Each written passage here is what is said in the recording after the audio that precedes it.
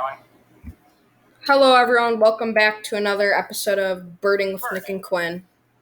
We have Nick here, too. I am here. Yep. We're doing our 10 favorite warblers we found this spring. Yeah, some of them I didn't find. The majority of them I didn't find. I missed out on Cape May, Blackbird, and I missed out on Louisiana Waterthrush in Nashville. I got Louisiana Waterthrush this year. Yeah. We had a really good warbler year overall. I'm proud of this year. Some people were not sure if this was a good warbler year, but I think we had a really good one. I think together we had 27 warbler species. It was a decent migration, I have to say. Yeah, it was a good migration. It really picked up during the peak. Let's go to our number 10 on the warblers list. Number 10. Louisiana Waterthrush. Yeah, Louisiana Waterthrush and Northern Waterthrush. The reason these guys are pretty cool is because they're not your average warbler. They're going to be hanging out in your bogs and swamps, really close to the ground, bobbing their tail a lot, kind of like a pine warbler. Just walking along the logs, looking for small insects that they can eat. Yeah. Very cool bird. They act like sandpipers almost. The warblers I did not like this year were the palms and yellow rumps. I liked the pines this year when we went to Plum Island. I like the pines. Pines were good. The pines, they were a nice find for the first day of May. Palms, I was okay with at Plum Island. I did not like the palms. They get a bit annoying, yeah. They're more annoying in the fall, though. Fall migration, when they don't even look good anymore. Very annoying. I like all the warblers. I feel like we're just hating on the common warblers there, but no, I like the yellow. All are yellow rumps. I mean, I placed them at the last of warblers. They're just annoying. Yeah. I don't even get excited for them. They don't have the nice color of the other warblers, but because you see them so much, maybe like your first one you get a little excited for, but then it goes down after it. Let's look at 9. Cape May warbler. I really like this one. I saw one this year. It was at Central Park. It was a flyover directly above us. A group of people called it out, and we just see it. They have a really cool facial feature. They have a lot of striping. I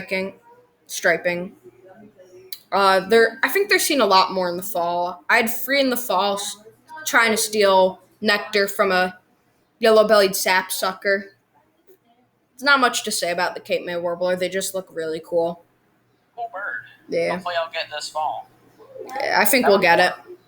I mean, hey, it screwed me up because it's the fourth slide. But number 8 would be the Blackpoll warbler. This is a cool one. Up north, they do a lot of surveys for these guys when they are breeding. Up at Lake Baxter, I believe they have them, Baxter State Park in Maine. In New England, they're basically the end of the migration. When you see the Blackpoll warblers, that's when you know migration's ending. In the morning, if you see a morning, that's when you know. But Blackpolls are really cool. They're cooler versions of black and white warblers. Yeah. Black and white warblers are awesome. I think they can have pink legs, too. I remember seeing that at Plum Island. It's either pink or orange. All right, moving on. Number 7, cerulean warbler. I heard one of these this year. I saw one a few years ago in Massachusetts during spring migration, which is rare. But these are a really cool bird because they're a bright blue warbler. Not much to say. We saw them at Ironwood Drive. They breed in the southern portion of the Quabbin. Yeah, they do that too. They breed in valleys. Number 6. Tick Haven. I'm not going over there. I'm just gonna wait till one shows up near my house. Yeah. 6 is the yellow warbler. They're the most iconic warbler. You get them throughout the summer. They're always had seen a yellow warbler. I hope everybody has. They're in New England, they're a very common warbler. You get them the summer, the spring, and in the fall too. Yellow warbler is an iconic one. You get them throughout the whole year. They're kind of like the common yellowthroat, but better. A better version of the common yellowthroat, yeah. I'd agree with that. I think the red stripes on the front, they really or brown. Pop to the bird. Yeah. Well, the males I feel like are more red. They're in a bunch of different. That might just be. Yeah. Might just be me, but I feel like they're more red on the males when they're breeding. Let's go over to number 5. Canada warbler. This is A bird I did miss out on. my dad's favorite warbler. I've seen Canada warblers couple times now. I saw one at Central Park. It came down really low, and it was like with a black-footed blue warbler. We had one a few years ago at Chestnut Hill Reservoir, and we had free. We had free at Wampatuck, and I remember I was just taking a photo, and I went back looking like at that photo maybe a couple years later, and I found the Canada warbler in it.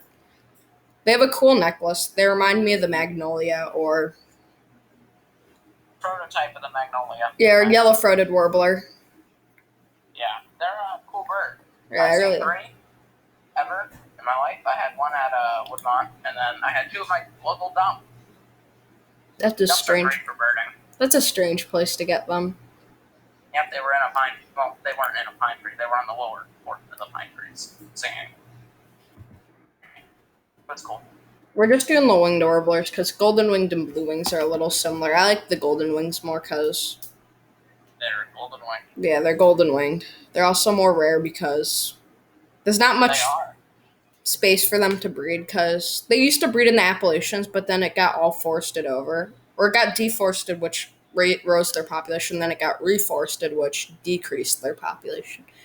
And their natural or their native breeding grounds have been really messed up, and it's been messing with the blue winged warblers and the golden winged. So like the blue wings are breeding out the golden wings.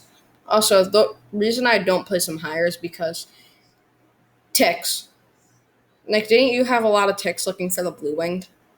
Yes. Wherever you find blue wings and golden wings, there's a lot of ticks. I had the worst There's a tick lot of experience of my life. We took the dog back to the car and probably had about 40 on her. It was. I had more ticks on me at the golden winged warbler spot, and I was like, I was being so careful. It was rough. We were there for like 30 minutes. I would look down and there would just be like crawling up me. It was scary. Moving on. Number Ovenbird. The ovenbirds are just a silly bird. They look like the water thrush and a normal thrush. They look like a normal thrush too. They're always along the forest floor. They're bobbing back and forth. They're a really fun bird. We placed them this high because if you Hello. ever see one, they have a lot of personality. They're Yeah. They're not your average little warbler. Yeah, they're really cool. They're like water thrush but better. They're really cool. Number 2 is Magnolia Warbler. This is kind of like the icon of warbler migration. Warbler migration, like when you think of peak migration, you think a lot of magnolias. They also look really nice. It's Nick's favorite warbler. He told me it was blue winged for a while, but I knew it was gonna change. I had such a cool experience with blue winged, but I kind of got over them. I like Magnolia. We had a ton at Mount Auburn. We had Magnolia Warbler on Magnolia Ave. That was pretty sweet. Magnolia Warbler on Magnolia Ave. Magnolia Warbler on Magnolia. And number 1, if you guessed it, it's my favorite warbler, Blackburnian. Blackburnian is definitely my favorite warbler. I've seen quite a few of these, but they're always really cool when you see them. I usually see like the bright orange males that look really nice. They have like the orange to yellow with the black streaking all over. I actually saw 3 or 4 at Central Park. Maybe 2 at least. But I had 2 really nice looks, and then they're going around. They have a super high-pitched voice. I remember when we were at Mount Auburn Cemetery, the birders would ask us if we were hearing the high-pitched warblers because they're so high-pitched it can be hard to hear. All right. Mm-hmm. Hope you enjoyed that. I think I talked over Quinn a couple times, but No, that's fine. His mic is cutting out. It might be my cord. I believe so. Yeah. Go ahead and subscribe. That's cool. Yeah. We got the chestnut warbler. Go to the last side. Yeah, chestnut-sided. I wouldn't place them in top 10, but I mean, they're just Their there. background. They're just a cool bird. So if you enjoyed this warbler video, please like and subscribe and comment down below your favorite warbler and what warblers you saw this spring. Hope you have a good afternoon. End of the video.